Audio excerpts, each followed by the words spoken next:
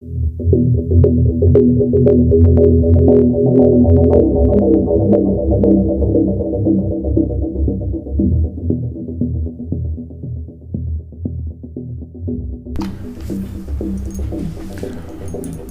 bom dia. Hoje é sábado, 4 de fevereiro. São 9 horas e 23 minutos. Estamos na Barra Funda, onde faz 21 graus agora. Estamos com um tempo meio estranho, nublado. Tá xoxa a coisa. Tá igual ao Brasil. Xoxa. A única coisa que não é xoxa no Brasil é o Palmeiras, né? É a única coisa que continua funcionando. O Palmeiras continua no ritmo Bolsonaro, fazendo tudo certo. Ai. Vou falar uma coisa pra vocês. Eu fiz um vídeo, não sei se vai ser anterior ou posterior a esse, não sei quando vai subir. O cachorro do vizinho acordou. Falando que as universidades criaram a própria falência e estão dando oportunidades para que surjam concorrentes. E há concorrentes de todo tipo. Então, curiosamente, na ânsia de destruir a educação e manter o povo tão burro quanto ela mesma é, tão imbecil quanto ela mesma é, e transformar o sistema de ensino numa usina de psicopatas, como a esquerda mesmo é filha dessa psicopatia acadêmica ou industrial, né? É uma indústria de fabricação de psicopata. Então, ela destruiu o próprio sistema e agora nós estamos aí no mercado de consumo. Tem de tudo para todo gosto e o aluno que não gosta de estudar vai ter que estudar para aprender a escolher o que ele vai estudar. Não podia ter tido um destino pior, né? Vagabundo, então. Ou seja, educação sempre foi uma coisa muito dependente de vontade. E uma vontade controlada pelo esforço, pelo empenho, né? E também por uma espécie de talento. Deixa eu tirar essa seta besta daqui. Por uma espécie de talento. Então, agora estamos todos nas próprias mãos, né? Ou seja, com ou sem sistema de ensino de mentira que dá dinheiro para comunista comprar droga, porque é só o que esse povo sabe fazer, consumir droga.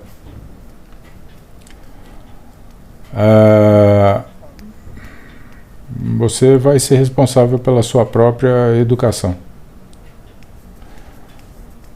E não foi exatamente assim, mas esse tipo de coisa ajudou muito que se produzissem Rui Barbosas, Machados de Assis, né? Machado de Assis foi um self-made man e tal. Mais ou menos, tá? Mais ou menos. Mas enfim, você vai depender disso. E ou você vai se fazer bem feito, ou você vai se fazer mal feito e vai ser mais um idiota repetindo platitudes, frases de senso comum e se vendendo por porcaria. Que a história do Brasil é a história dos homens que se vendem barato, que entregam ouro por espelhinho. E dessa vez nem isso. Então, como diz a esquerda, não existe escola sem política. Então nós vamos falar o que tem que ser dito. Falir o sistema de ensino para dar emprego para os idiotas. Porque a única maneira do idiota arrumar uma renda é através da política. Porque mérito ele não tem, capacidade ele também não tem, esforço menos ainda. Então destruir o sistema de ensino. Portanto, agora você está por sua conta. Você vai escolher, você vai ter que estudar, negão. Igual você estuda para comprar joguinho eletrônico. O que você ainda não entendeu é que cada vez que você faz uma pesquisa de consumo, você está trabalhando para o seu fornecedor, otário. É isso mesmo. Está trabalhando para o seu fornecedor. Nós trabalhamos para o mercado de consumo de massa. E agora você vai trabalhar para as escolas. E para um monte de gente esquisita e atrapalhada e desavisada que está aparecendo com ideia estúpida. Por enquanto, eu acho que a gente ainda está num momento meio infantil da educação de consumo, do consumo de educação e de instrução. Do consumo de instrução, acho que é melhor. Porque a informação também acabou, né? Então, as coisas ainda estão muito inocentes e você vai pegar um bando de idiota. Eu tenho visto muita gente drogada ensinando os outros. E eu lamento muito, eu morro de pena de quem consome droga, eu acho um problema sério e tal. Mas eu não confiaria a minha empresa nem a minha filha a um indivíduo que consome droga. Eu não confiaria a minha casa a um indivíduo que consome droga. Assim como eu me afastei de todos os meus amigos ao longo da vida que usam droga. Pelo menos os que eu sei. Porque o indivíduo que usa droga não é dono de si mesmo. Que é mais ou menos o que acontece com o idiota e o ignorante, né? Ele não é dono de si mesmo. Porque ele é ignorante. Né? Alguém manda em você quando você é burro e desinformado. E só você ainda não percebeu. Então a perspectiva não é boa, a situação do país é muito grave, o cenário é péssimo. Em compensação, o que a gente pode fazer de bom pelas pessoas nunca foi tão necessário, tão útil. E eu e um amigo decidimos retomar a empresa de treinamentos e tal.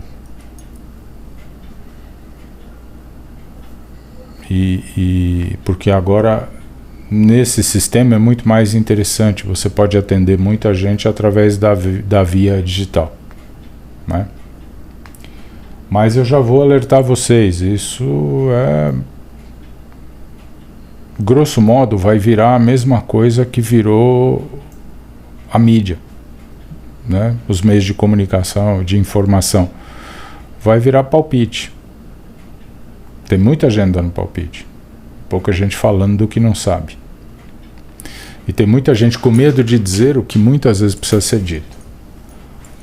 E o que eu vou dizer a você agora é o que precisa ser dito. Estamos todos esperando dia após dia que alguém venha, que alguém ganhe uma eleição, que alguém ganhe uma votação, que alguém faça alguma coisa. Não vai acontecer. Por quê? Porque o país está entregue a 6% da sua população. Quem são esses 6%? Funcionário público, principalmente.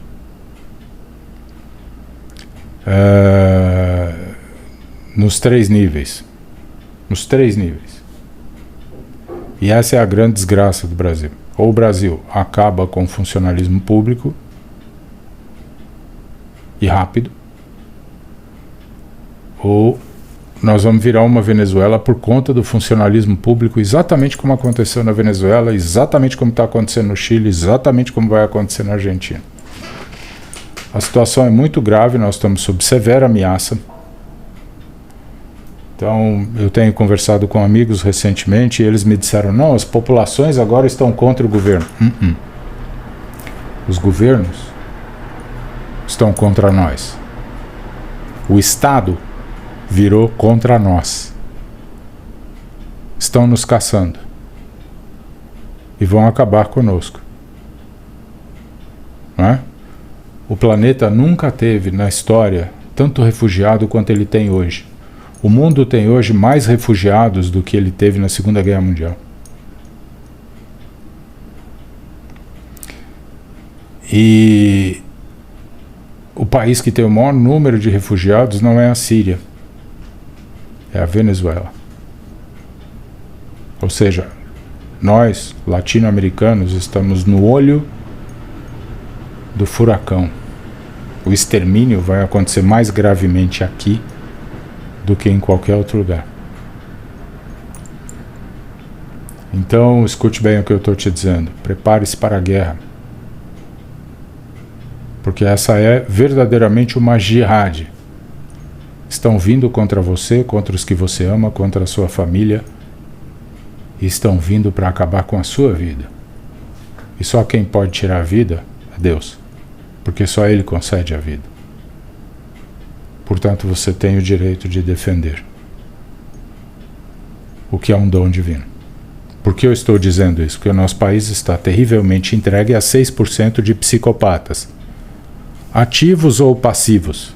São psicopatas, mas são... O cara que defende que o país se arrebente, para que ele ganhe Lei Rouanet, para que ele ganhe um saláriozinho, para que ele ganhe 18% de aumento, como o STF ganhou do governo federal, e para que ele possa viajar de jatinho das Forças Armadas com seu dinheiro, como todos os ministros do ladrão estão fazendo.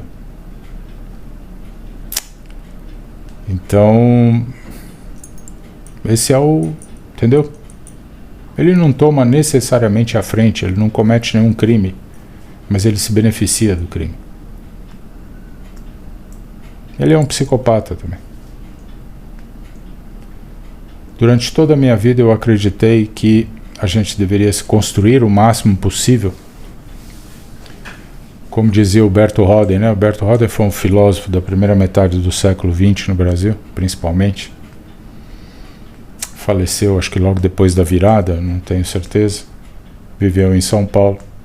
E o Berto Roden dizia o seguinte: Deus criou o homem o mínimo possível para que ele se criasse o máximo possível. Então,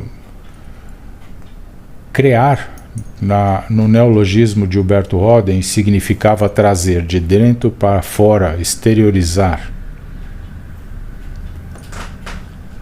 Porque ele cria que nós tínhamos recursos infinitos e que cabia a nós buscar esses recursos interiormente e manifestarmos e nos tornarmos o melhor resultado possível do uso desses recursos. Então, eu sempre achei isso muito bonito. Minha mãe era fã de carteirinha do Berto Roden, tinha a coleção inteira dele. Eu li na adolescência, achava lindo. Ele era um filósofo católico, muito bom e muito bonito. Então, é exatamente isso que nós vamos ter que fazer. Você agora está a cargo da sua própria arquitetura. Você terá de se construir e reconstruir todos os dias, sem contar com a ajuda de ninguém. E se você sobreviver a semana que vem, será por mérito próprio, porque ninguém virá por você.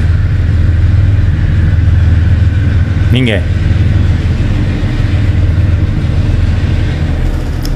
E os que vierem virão contra você,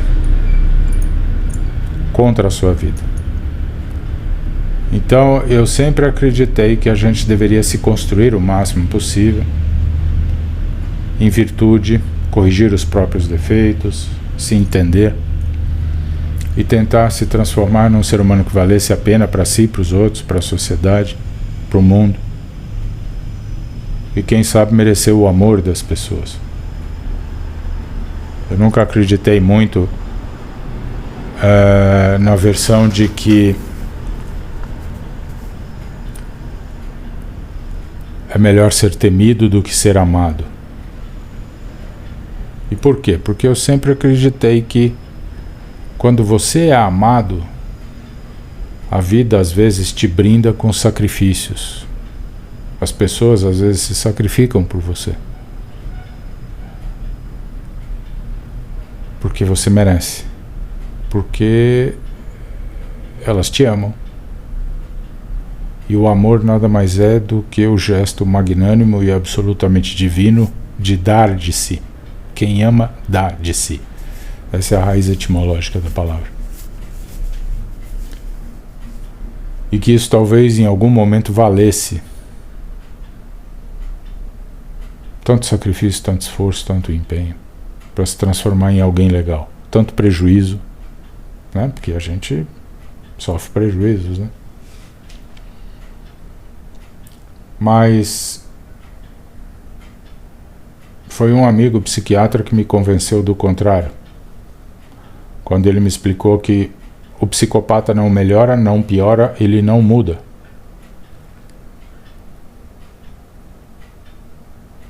E ele só respeita uma coisa, porque ele não se compromete com nada, ele não se vincula a nada nem a ninguém. Ele não estabelece vínculos. Só uma coisa para o psicopata: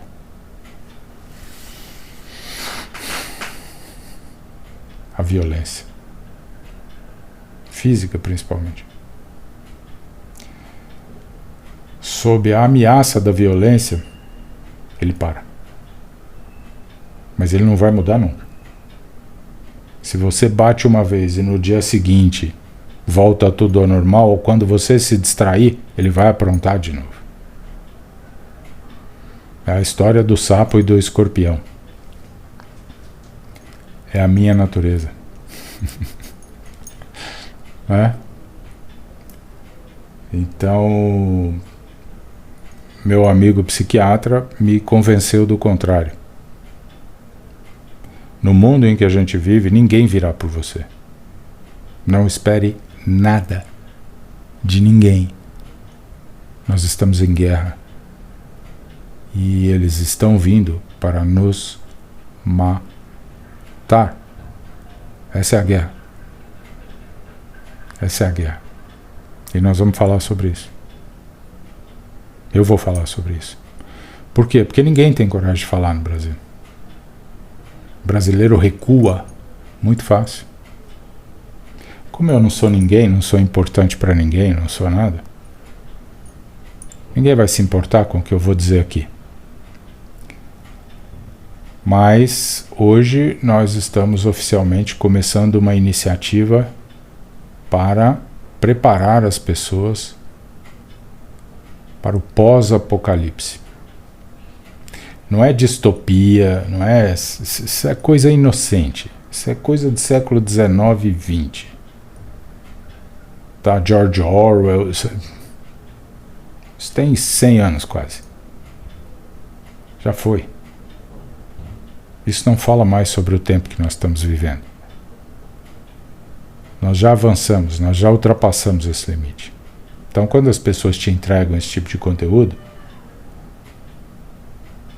elas estão, muitas vezes, honestamente te entregando o que elas têm. Mas o que elas têm é pouco, está superado, está ultrapassado. Porque estamos todos pensando num mundo que já acabou. Já acabou. E estamos em guerra. O melhor que eu posso fazer por você, se um dia eu realmente pretendi ajudar alguém como professor e ensinar alguma coisa, dividir alguma coisa, é ensinar você a acordar no dia seguinte e ir para a rua, apesar daquela carga enorme de frustração, de desapontamento, de medo, de insegurança. E a única coisa que eu sei fazer na vida é isso. E claro, depois de um certo tempo fica mais difícil tapear a gente. Então, eu vim aqui para te dizer que ninguém virá por você. Não espere nada de ninguém. Mas entendo de vida. Compartilhe. Ajude. Ensine pelo gesto. Mas não espere nada de ninguém. E não é uma questão de poder nem de dinheiro público. É a sua vida. Eles querem o seu país. Eles querem a sua sepultura. É para isso que eles estão sendo pagos. Quer você queira, quer não, nós estamos em guerra. E no nosso caso, essa guerra é uma jihad. Porque nós temos o direito de defender a nossa vida. E a pergunta que fica é: você está pronto para lutar essa guerra? Nenhum de nós está. Os sírios não estavam. A minoria curda não imaginou que Bashar al-Assad fosse pegar os MiG e bombardear a aldeia de camponês de minoria no interior da Síria. Se alguém me perguntasse qual o maior horror que eu vi na minha vida,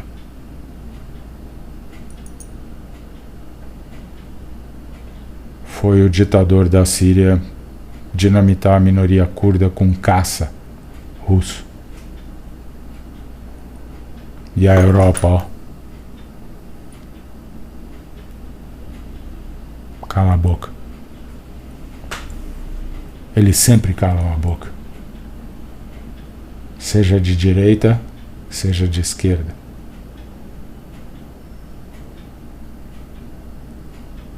Então, nós vamos ter que mudar muito a nossa maneira de pensar e de enxergar as coisas.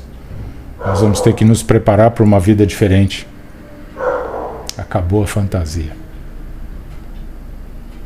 E a realidade é bruta, é cruel. Por isso que tem gente brigando esses dias. Uma amiga brigou comigo porque não quis perder a sua visão encantada.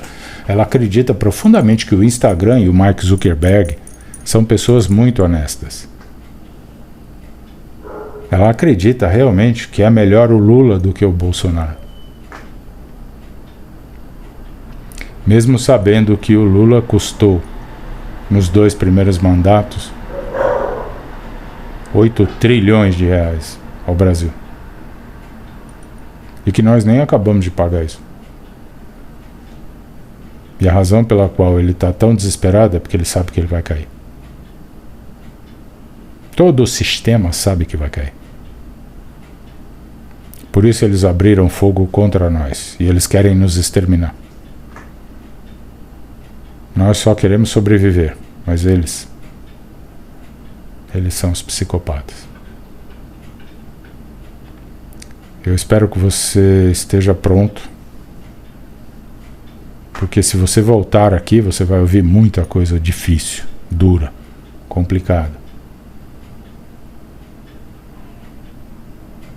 Mas talvez agora seja a hora da gente realmente ser professor e ensinar as pessoas a atravessar o apocalipse. Atravessar o deserto. E quem sabe construirmos alguma coisa decente de novo, né? Lá na frente.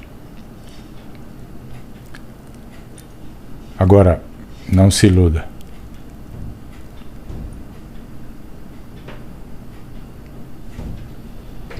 O Brasil está repleto de nazistas. Nós vimos isso na pandemia. Tinha gente que estava disposto a entregar o próprio irmão por causa do uso de uma máscara que agora a pesquisadora mais importante do mundo, que é uma empresa responsável por pesquisas aí nessa área médica, já comprovou que a máscara não só não funciona, como ela nunca funcionou. O governo do estado obriga você a usar máscara no metrô e ela não serve para nada. Nada. A máscara é política. Antigamente quem produzia máscaras era a religião.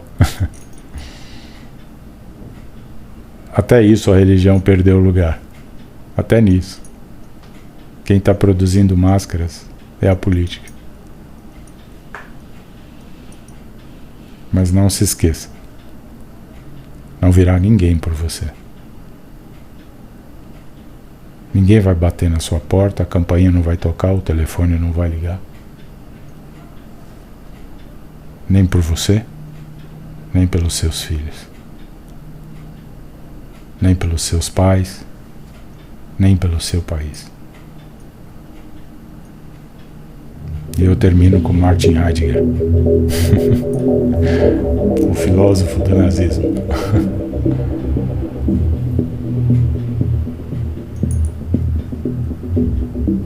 Estamos irremediavelmente sós. Só um Deus poderá nos salvar.